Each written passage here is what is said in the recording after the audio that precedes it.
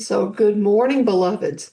It's a joy to be with you today, and I honor our time together. I honor you on this Labor Day weekend. I hope you have something fun planned as we move into a new season.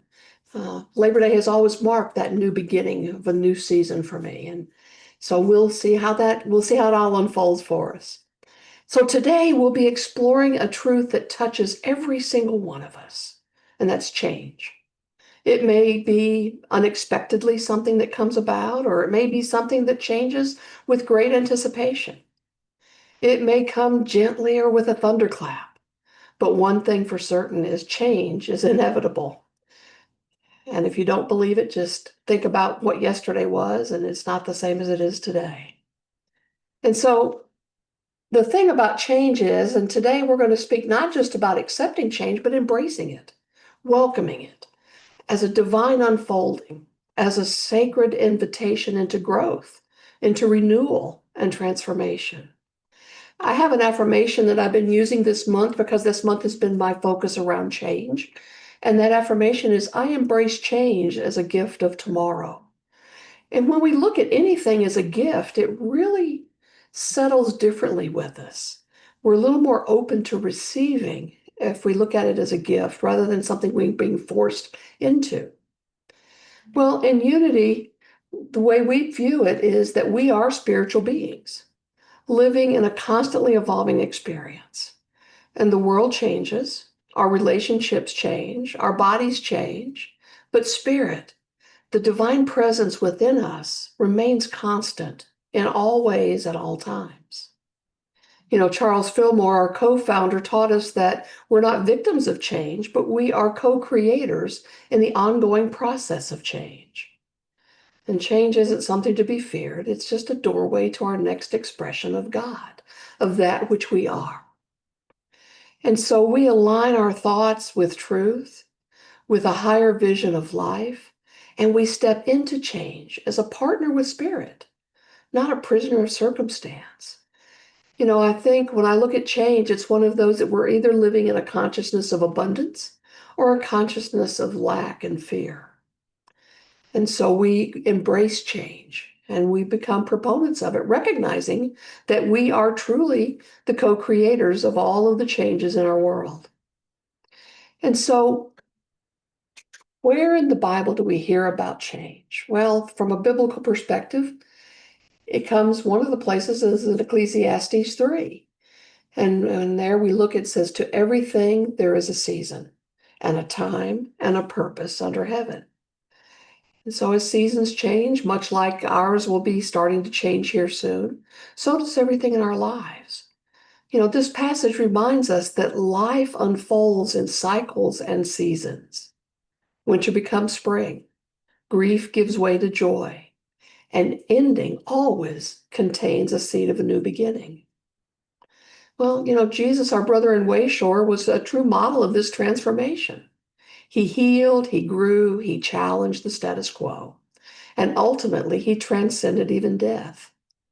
His ministry was never static. He called his followers not to settle, but to follow, to move, to change, and to grow. So we always look at all this metaphysically as well. That's one of the big gifts of unity. And so in metaphysics, change is not a loss of control, but it's a shift in consciousness. It's the process by which we shed old beliefs. We release old habits and toss away old fears that no longer serve us. And we make room then for divine ideas to emerge. Think of the caterpillar. That caterpillar becomes a butterfly. And that cocoon may seem like a dark place, but it's where the miracle happens. I know many years ago I was talking to someone and they had noticed that there was a caterpillar and actually the cocoon, the chrysalis, was up on a limb. Excuse me. And they watched and they could tell it was getting ready to erupt. And what they saw was that the butterfly was in there and the butterfly was pushing and struggling and just, it was moving around and it appeared to be in distress. Well, many times when we're going through change, we have an appearance of being distressed. I know I'm not any different than anybody else. I have those moments too. But here's something that happened, and this has been a very important story for me to remember as I go through my life. My friend saw that cocoon and was really concerned about it. And so they took a little like an X-Acto knife and they split just the edge of the cocoon. They thought, well, I'll give the caterpillar, I'll give the butterfly as it's trying to emerge a little help. And so it did. And so as the butterfly pushed, it opened up and the butterfly was able to come out. But here was the interesting piece. That butterfly, its wings were kind of withery looking. They weren't strong. They never really unfolded to their greatest potential.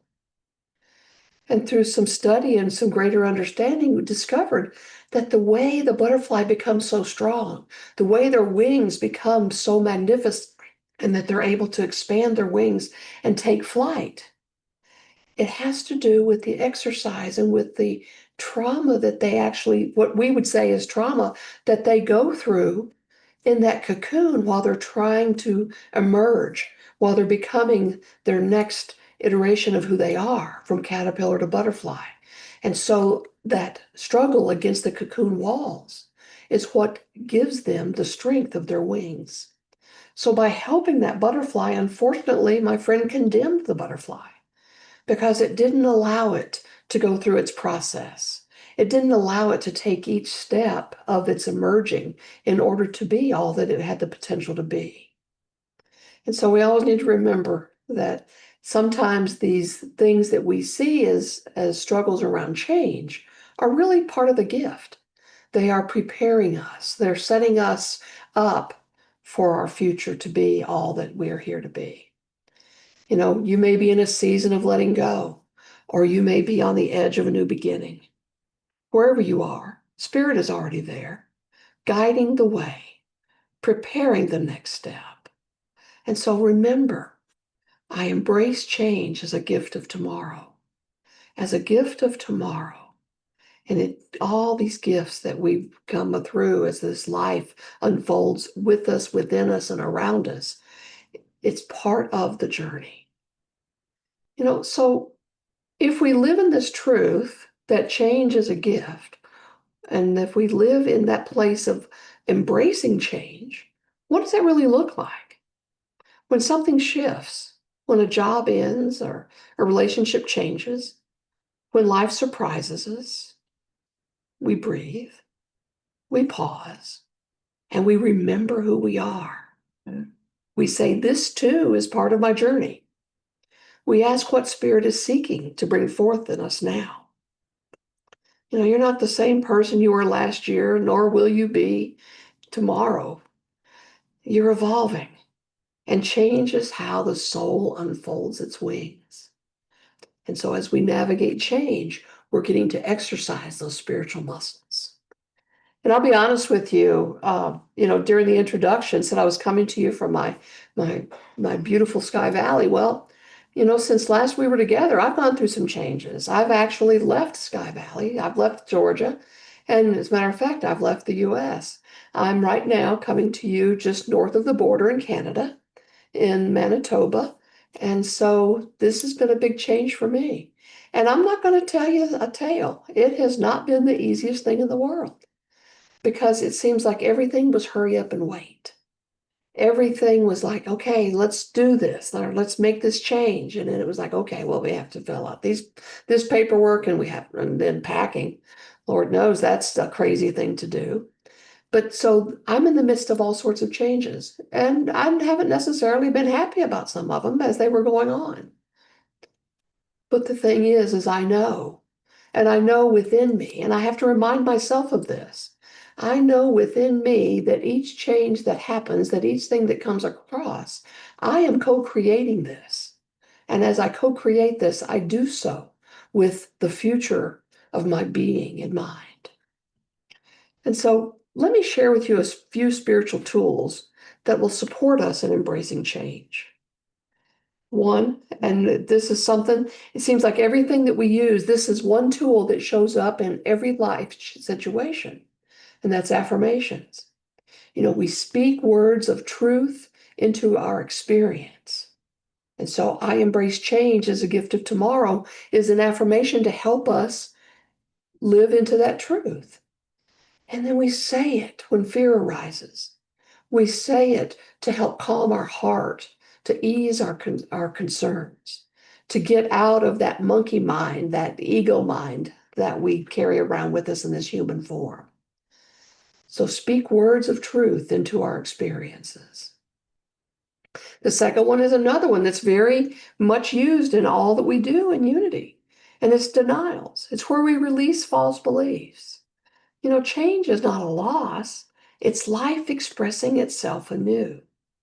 Change may have an appearance that you're releasing or giving up something, but as you do that, there's so much more to fill in that void.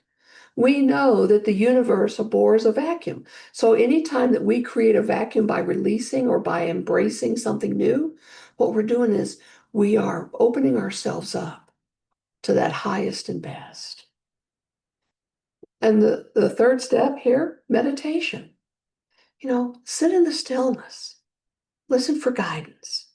And that still small voice will always remind you you're safe, you are guided, and you are whole.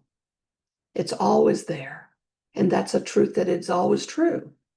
We are always safe within our essence of our spirit. We always have our guidance system available to us. And we are whole of mind, body, and spirit if we just allow ourselves to let go of any other illusions.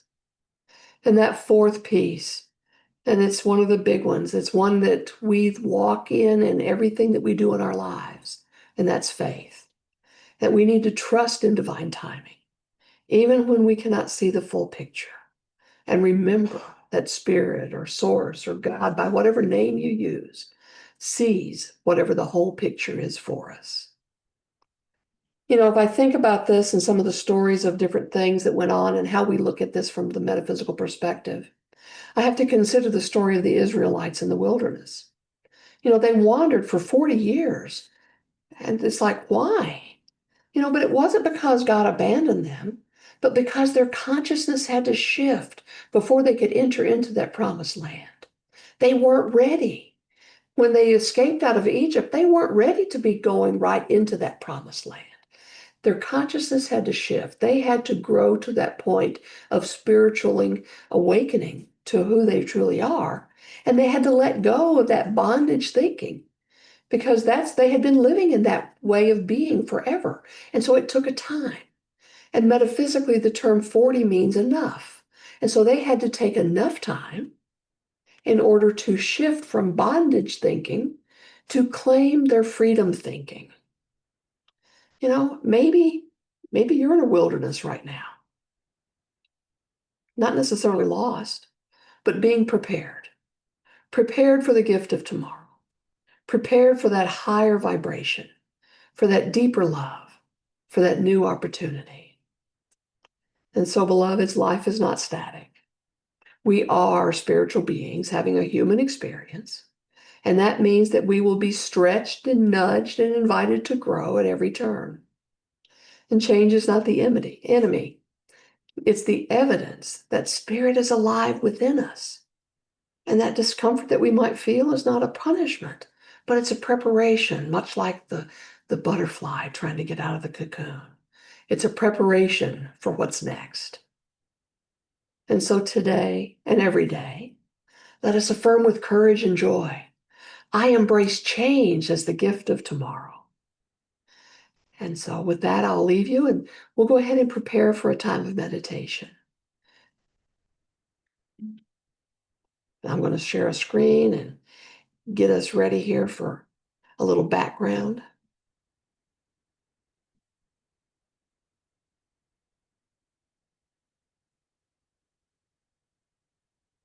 Okay.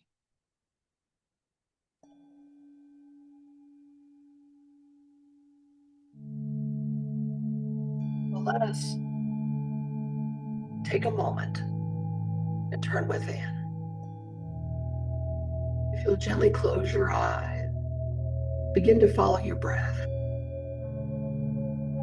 Breathe in and slowly release. And breathe in again and let it go. So let your body soften. Allow your shoulders to relax. And let your mind settle into the stillness.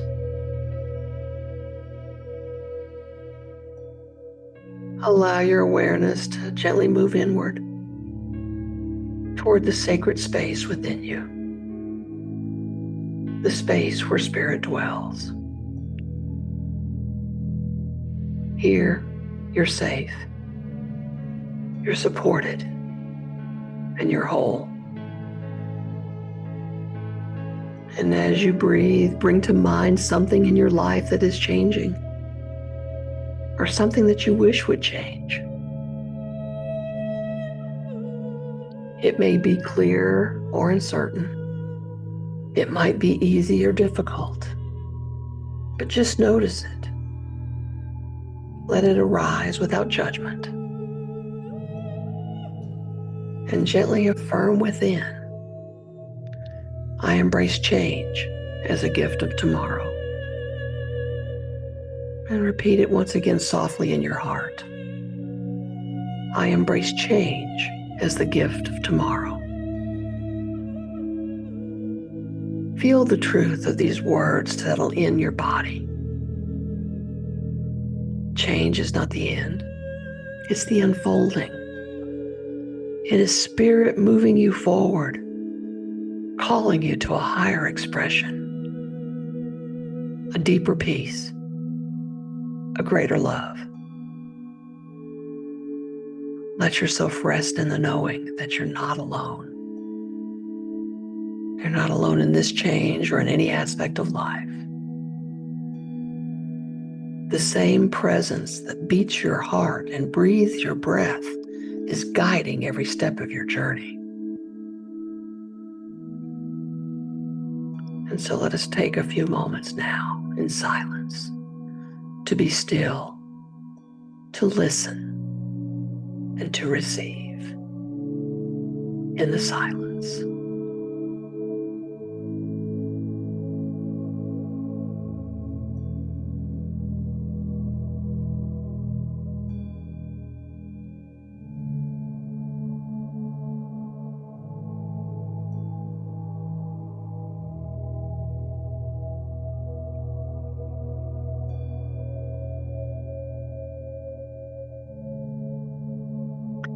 If any thoughts come, let them pass like clouds across the sky and return gently to your breath, gently to your center as we continue in the silence.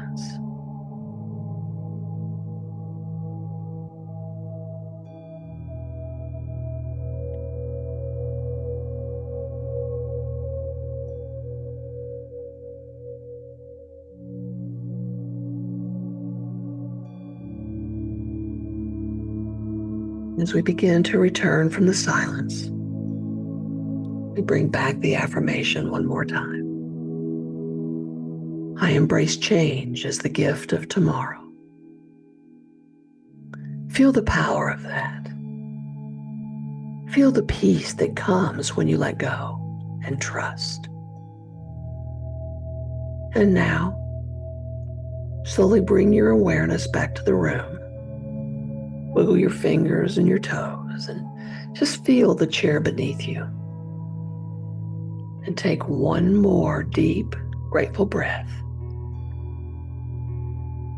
And when you're ready, gently open your eyes and know you are ready, you are guided, and you are held. Namaste. Be blessed.